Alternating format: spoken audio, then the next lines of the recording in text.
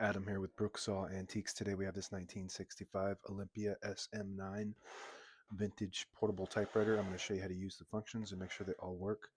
Made in Western Germany, and I consider this the Mercedes-Benz of typewriters. Very nice, high quality manufactured machine. Up top is the adjustable paper guide. This helps you guide the page in straight. I'm going to line that up with the edge of the platen, which is the main roller that feeds the paper. And this is the left margin. I'm going to set that on 0 and the right one around 80. And this is the paper support arm that flips up in the back and it extends.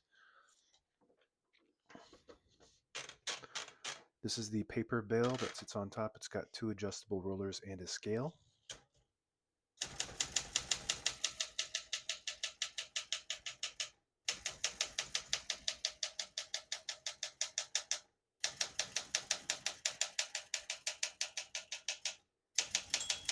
Once you hear the bell, you're at the end of the margin. Hit this line space, gets you back to the beginning, and skips 1.5, or 2 spaces. Right now we have it on single, but if you want 1.5, just flip that switch down 1 notch. It skips 1.5. One more, it skips 2. We're going to keep that on single for now and finish typing.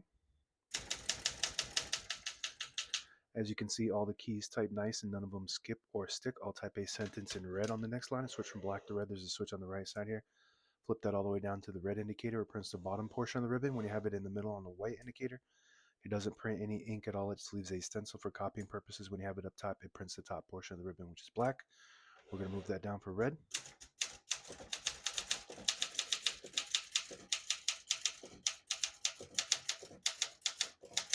Beautiful. Very powerful machine. Print looks really good. It prints 11 characters per inch on this one, which is very common for Olympia. Most common typewriters in the US are either 10 or 12, which is Pica for 10 or Elite for 12. This is right in the middle at 11, which is really nice actually. To pull the page out easy, there's a switch on the right side here. Flip that forward and it unlocks the rollers underneath the platen, allowing you to pull the page out easy or load thicker paper like carbon copy or cardstock. Make sure you flip that back before you load the next page or else it won't load correctly. I'm going to flip this down for now. Got a shift on each side and a shift lock on the left. To clear that, just hit the shift button again. And the difference between this and the SM8 is this has a tab set on the keyboard.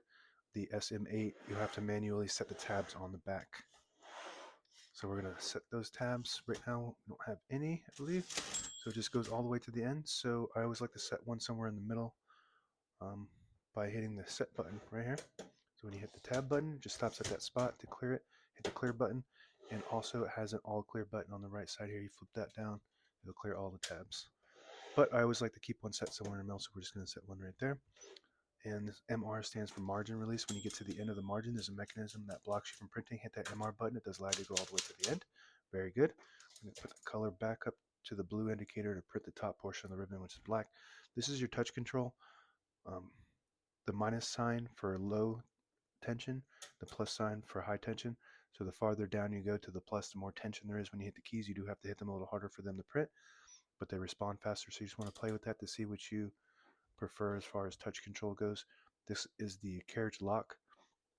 So when you have it in the middle, it will, if you have that up, it will lock the carriage in the middle and it locks the keys in the sometimes the shift depending on your typewriter, what year, whatnot. Unlock it, just flip it down like that. Now you can type freely. That just helps protect everything when it's in the case. And this is the backspace on the right side. Very good. And I believe that's it for the keyboard. Open up the hood, all the brand new ribbons loaded on the left side, so it's pulling clockwise to the right. If you want to switch the direction, you just flip the ribbon guide there. It'll pull to the opposite direction, and it will automatically pull it when you get to the end if you have eyelets on your ribbon, which is the little metal piece on the end. And what it does is it gets stuck in here and pulls it to the opposite direction. So if it gets stuck on that side, it just pulls it and it automatically reverses. And most typewriters have some sort of reverse mechanism, so when you get to the end, it just flips back and forth until the ribbon goes dry. Carriage release only on the right side. Very smooth. And this is your paper support arm that flips up. Really cool. And if you flip the switch all the way back, it will disable the spacing so you can get to an exact spot on the page. You flip it forward, you get the clicks. Each one of those clicks is a half space. Same concept if you pull the knob out Disables the spacing, you let it go, you get the clicks. And that's it. Now available on eBay or Etsy. Search Brooksaw Antiques.